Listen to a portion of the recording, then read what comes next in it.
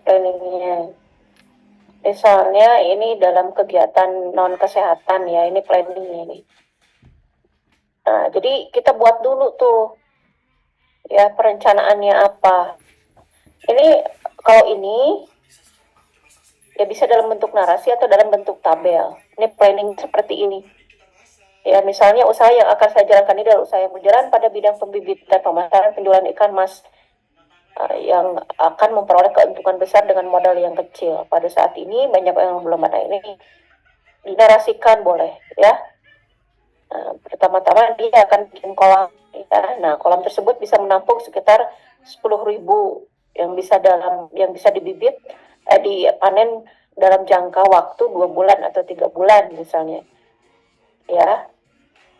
Nah, kita bisa mendapatkan dua keuntungan dari usaha ini, yaitu kita bisa menjual bibitnya dan menjual ikan di waktu panen gitu. Nah, terus dia bikin perencanaan ini contoh keuntungan yang akan diperoleh. Biaya produksinya berapa, pendapatannya berapa, pendapatan dalam 6 bulannya berapa. Nah, ini adalah planning, perencanaan gitu ya. Nah, berikutnya kita lakukan organizing tadi ya, organizing. Jadi organizing itu adalah tadi seperti yang sudah saya jelaskan, adalah proses mapping atau pemetaan sumber-sumber daya yang dibutuhkan untuk mendukung pencapaian tujuan itu gitu. Jadi misalnya untuk menjalankan bisnis ini siapa yang bertanggung jawab sebagai ketuanya misalnya. Nah, ya. Nah, ini kita tuliskan ketuanya, apa tupoksi dari ketua, lalu ada sekretaris, apa tupoksi dari sekretaris, ada bendahara, apa fungsinya, seksi pemasaran, seksi hama, seksi humas ya. Nah, ini apakah bisa berkembang? Bisa, organizing ini. Apa yang dibutuhkan? Misalnya lahan. Kalau ini kan sumber daya manusia. Ini baru memetakan sumber daya manusianya. Bisa ditambahkan dengan sumber daya alamnya misalnya yang dibutuhkan. Tempatnya di mana, lokasinya yang seperti apa, airnya harus seperti apa misalnya kalau berternak lele gitu. Ya. Nah, ini namanya organizing. Jadi kita memetakan sumber daya yang dibutuhkan untuk mencapai tujuan. Nah, itu adalah organizing. Ya. Nah, lalu berikutnya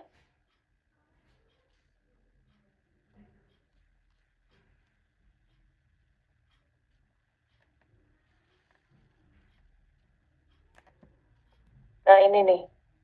Jadi struktur organisasinya ya. Siapa yang melaksanakan, departemen apa, divisi apa, unit apa. Ya, jumlahnya berapa misalnya, uangnya berapa, menggunakan teknologi apa misalnya. Nah, itu ya. Itu di pengorganisasian ya. Nah, manfaat perencanaan organisasi atau pengorganisasian ya, ini manfaatnya itu adalah yang pertama untuk memproyeksikan jumlah karyawan yang kita butuhkan itu berapa sih gitu, testing of employees-nya itu berapa ya, karena ini kan harus dibayar juga, harus kita rawat juga kan si karyawan ini gitu ya, untuk mendukung pencapaian tujuan. Nah, jadi kita harus organize.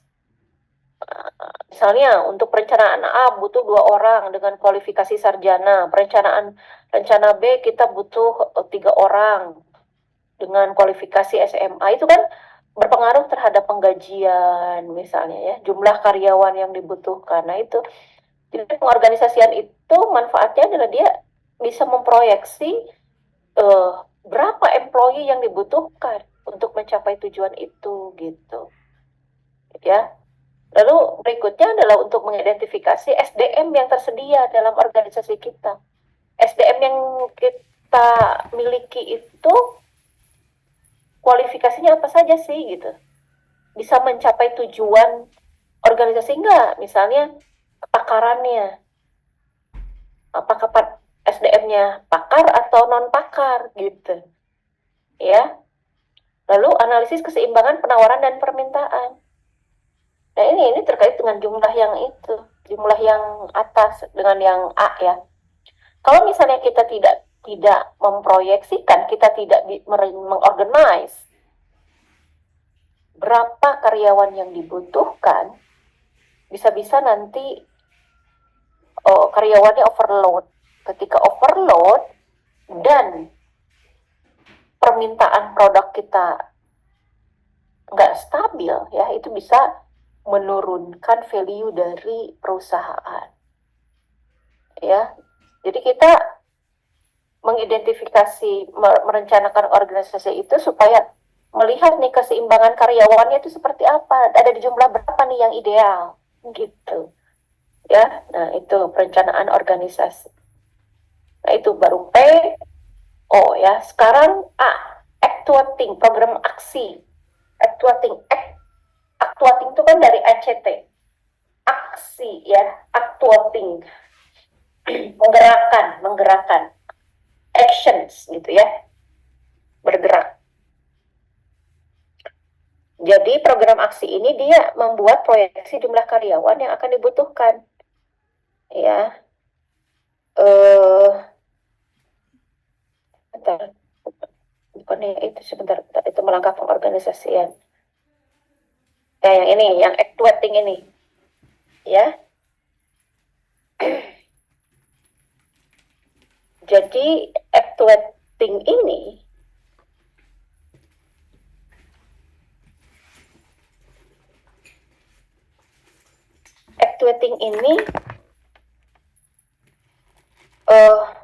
implementasi dari apa yang sudah kita rencanakan dan sudah kita organize. Ya, jadi kita menggerakkan sumber-sumber daya yang tadi sudah kita rencanakan, mengkomunikasikan tujuan yang dikehendaki. Ini actuating. Menyelenggarakan pertemuan, mengajak bekerja sama, mengembangkan potensi misalnya. Itu adalah actuating, memotivasi anggota ya supaya bekerja untuk mencapai tujuan. Nah, itu adalah actuating, gerakan. Ya, menggerakkan. Fungsinya untuk apa? Tujuan actuating ini adalah memberikan semangat, memotivasi, menginspirasi atau mendorong anggota kita ya sehingga timbul kesadaran dan kemauan untuk bekerja sama. Ya. Dulu tujuan actuating apa? Memberikan bimbingan lewat contoh-contoh atau teladan. Jadi fungsi manajemen itu kita memberikan contoh pada saat menggerakkan itu, bukan menggerakkan perencanaan. Kita bukan hanya nyuruh aja gitu, bukan hanya memberikan semangat aja, tetapi juga kita harus memberikan bimbingan lewat contoh-contoh. Ya. Misalnya ketika kita akan menuju rute A, jalannya lewat sini loh kalau untuk rute A. Kalau rute B jalannya lewat sini loh. Kalau untuk rute A pakai kendaraannya yang ini loh. Jadi kita melakukan proses bimbingan gitu. Ya. Bimbingan dan pengarahan ya. Ini hampir sama.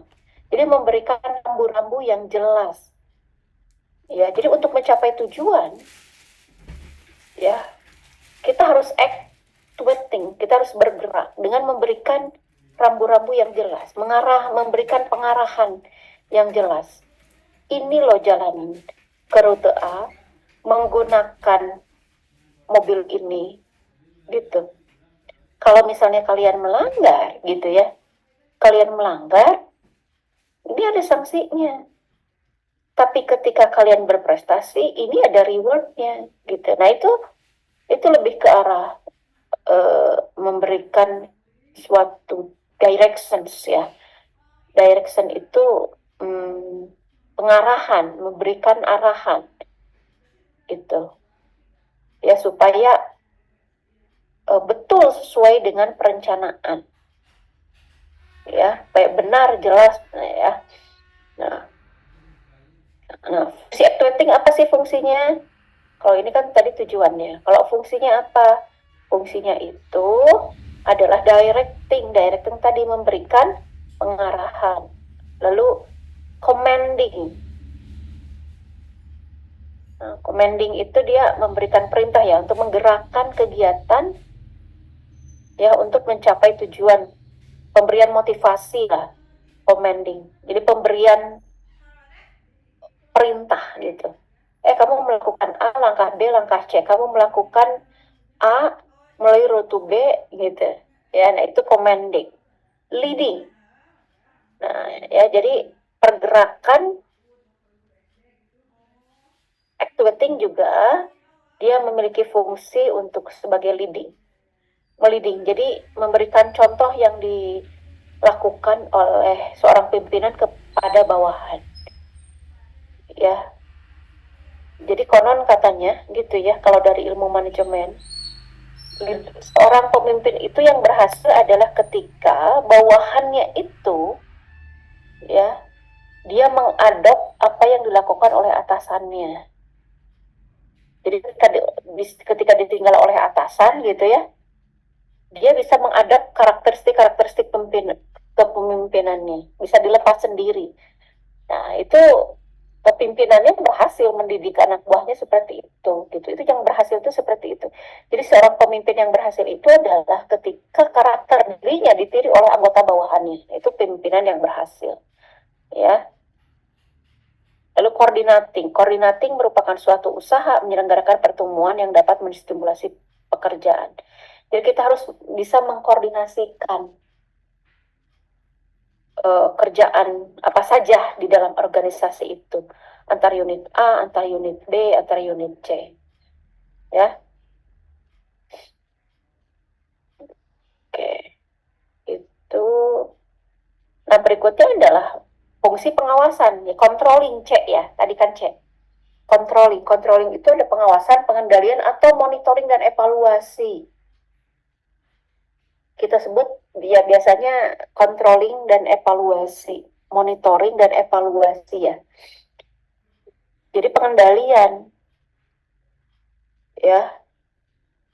Nah, pengendalian ini apa? Pengendalian ini adalah suatu kegiatan ya dengan yang dilakukan dengan cara menggali untuk mendapatkan informasi secara reguler berdasarkan indikator tertentu dengan maksud apakah kegiatan yang sedang dilakukan sesuai dengan perencanaan dan prosedur yang telah disepakati. Jadi kita tuh sebagai seorang pemimpin nggak bisa ketika sudah ada perencanaan biur begitu ya melepaskan apa yang harus dilakukan kepada anak buah. Jadi kita harus melakukan monitoring. Ya, supaya apa? Supaya apa yang dilakukan oleh anak buah kita ya itu sejalan dengan tujuan, sesuai dengan perencanaan, sesuai dengan prosedur yang telah disepakati gitu. Supaya kita bisa mengeliminir itu mengurangi hambatan gitu. Ya. Nah, fungsinya apa? Fungsi dari pengendalian, monitoring dan evaluasi. Di Monef cenah gitu kalau sering kita dengar. Fungsinya apa? Pertama, taat. Ya. Kenapa harus ada monitoring dan evaluasi? Kenapa harus di Monef? Supaya anggota kelompok itu taat terhadap aturan. Terus sebagai auditing. Ya. Nah, apakah sebagai auditing itu pemeriksaan ya? Jadi monitoring menetapkan apakah sumber dan layanan yang dilakukan itu sesuai dengan target atau tidak gitu. Terus sebagai pelaporan accounting. Ya, jadi monitoring itu atau pengendalian menghasilkan informasi yang membantu menghitung hasil perubahan sosial dan masyarakat sebagai implementasi kebijaksanaan sesudah periode waktu tertentu. Lalu berikutnya itu adalah explanation. Monitoring menghasilkan informasi yang membantu menjelaskan bagaimana akibat kebijaksanaan dan mengapa antara perencanaan dan pelaksanaannya tidak cocok. Ya, jadi hasil monitoring itu ya dilaporkan nanti nanti di laporannya itu dijelaskan apakah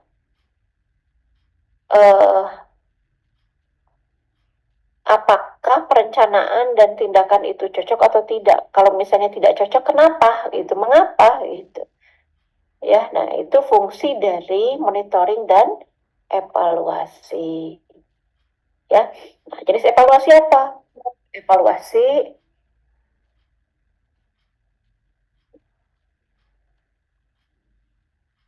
evaluasi evaluasi awal kegiatan. Ya, evaluasi awal kegiatan, lalu ada evaluasi formatif. Hmm, enggak, kenapa? Ada evaluasi formatif, ada evaluasi sumatif. Evaluasi sumatif itu adalah evaluasi yang dilakukan di akhir. Ada evaluasi formatif, evaluasi di tengah-tengah. Ada evaluasi awal, ya. Nah, monitoring. Contohnya kalian melakukan UTS lah. Kalau untuk evaluasi formatif itu UTS ya. Nah, kalian kan dilakukan tuh UTS itu untuk memonitoring, mengevaluasi secara formatif apakah proses pembelajaran yang kalian serap itu sesuai dengan tujuan atau tidak gitu. Nah, itu evaluasi formatif. Nah, ada UAS. Kalau UAS kan di akhir yaitu evaluasi sumatif. Itu untuk mengidentifikasi bagaimana uh, hasil akhir dari kalian gitu ya. Hasil akhir dari proses pembelajaran kalian gitu ya. Dikaitkan dengan target pembelajaran. Nah, itu contohnya itu. Ya.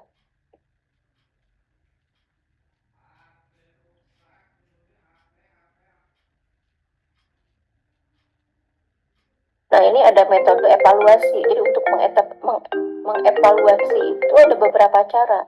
Yang pertama ada metode case control. Kasus dan kontrol. Ya, jadi kasus dan kontrol ini misalnya untuk mengevaluasi ya. Mengevaluasi kasus kontrol itu misalnya kita ada dua klien misalnya ya, dua klien. Nah, satu klien kasus, satu klien kontrol. Nah, satu klien kasus misalnya ada pasien nih, dia nggak puas, nggak kok dia kok puas terhadap pelayanan kita. Yang satu lagi puas.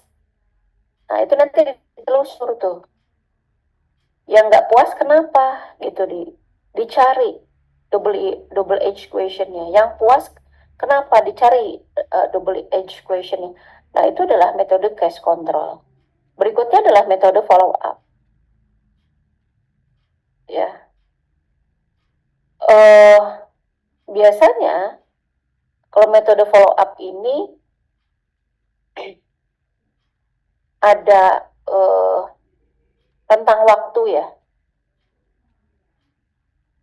Jadi bagaimana perubahan dari awal kegiatan, tengah kegiatan sampai akhir kegiatan misalnya.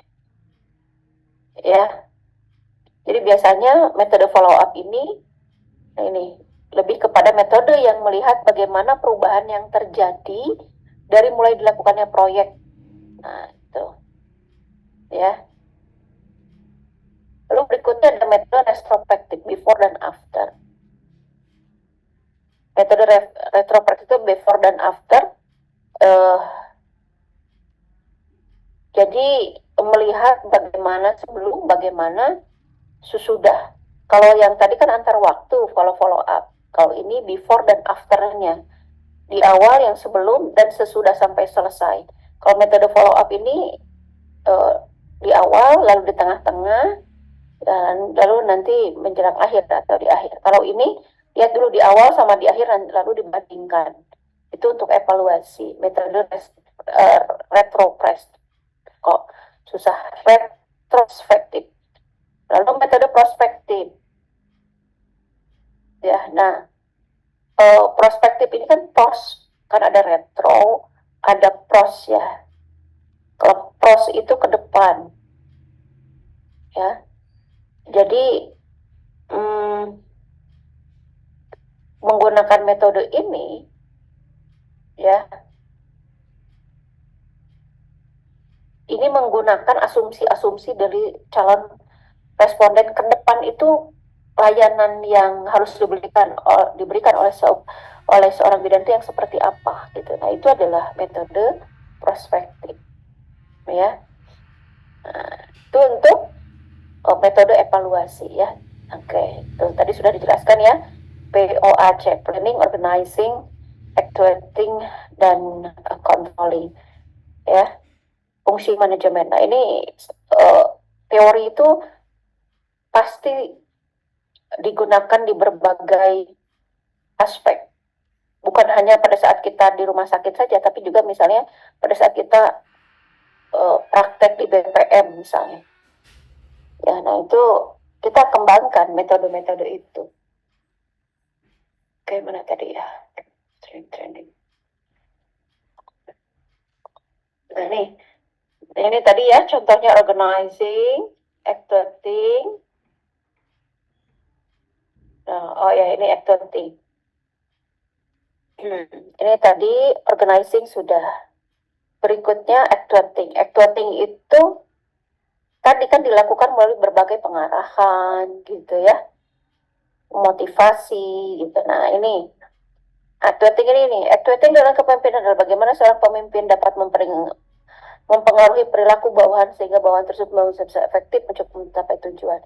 Oke, kepemimpinan situasional yang sesuai dengan gitu ya. Nah, memberi perannya apa? Misalnya seorang ketua memberikan petunjuk, bimbingan, binaan, pengarahan. Rekan kerja mampu bekerja sama dengan bawahan. Ketua yang mampu menciptakan suasana kerja. Nah, itu adalah actuating.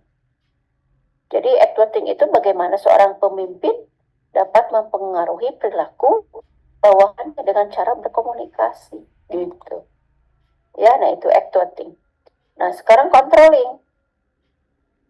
Ya, controlling itu tadi seperti yang saya bilang, apakah ya kegiatan yang kita lakukan untuk melihat apakah kegiatan yang sedang berjalan itu sesuai dengan tujuan atau tidak.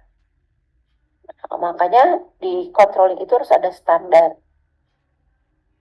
Ya, standarnya apa? Menetapkan standar pelaksanaan, menentukan pengukuran pelaksanaan, menganalisis penyimpangan yang terjadi, mengambil tindakan jika diperlukan. Jadi pada saat kita melakukan fungsi pengawasan, fungsi controlling, ya supaya kita tahu program yang kita tentukan itu sesuai dengan tujuan, bisa mencapai tujuan atau tidak, ya dengan menetapkan standar dulu, lalu dengan menetapkan alat ukurnya, gitu, ya.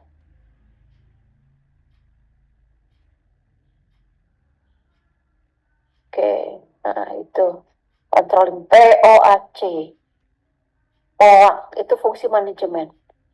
Ya ini teori fungsi manajemen ini kalian akan bawa-bawa terus ya di proses-proses berikutnya. Jadi kalau ingat ke manajemen, apa itu manajemen gitu ya? Nah, kalian langsung aja jawab. Jadi, oh, manajemen adalah suatu proses untuk mencapai tujuan ya secara efektif dan efisien dengan menerapkan fungsi manajemen. Fungsi manajemen apa saja? Ya, fungsi manajemen mulai dari planning, organizing, executing, controlling. Ya, planning membuat perencanaan, organizing pemetaan sumber-sumber daya untuk mencapai tujuan, ya, actuating menggerakkan, mempengaruhi perilaku bawahan gitu ya. C itu adalah pengawasan atau controlling.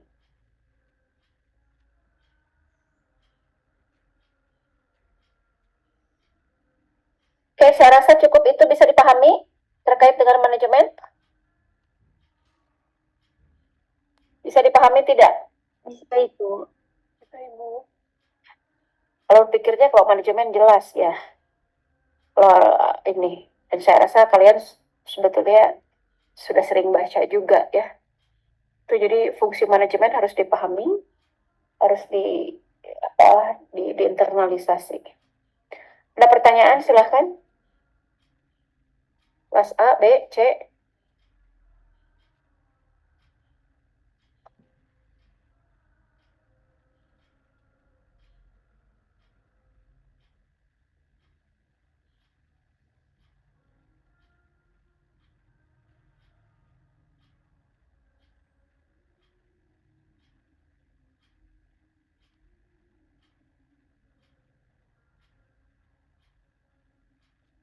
Tidak ada. Kalau tidak ada, saya rasa pertemuan kita hari ini cukup sampai di sini. Saya tutup. Wassalamualaikum warahmatullahi wabarakatuh. Nanti ngodul cetaknya minta ke Bu Anggi ya, dapat satu-satu kalau nggak salah. Baik, Ibu. Terima kasih banyak. Baik Ibu, terima kasih. Terima kasih banyak Ibu. Terima kasih banyak, Ya, Ibu. saya live ya. Ibu.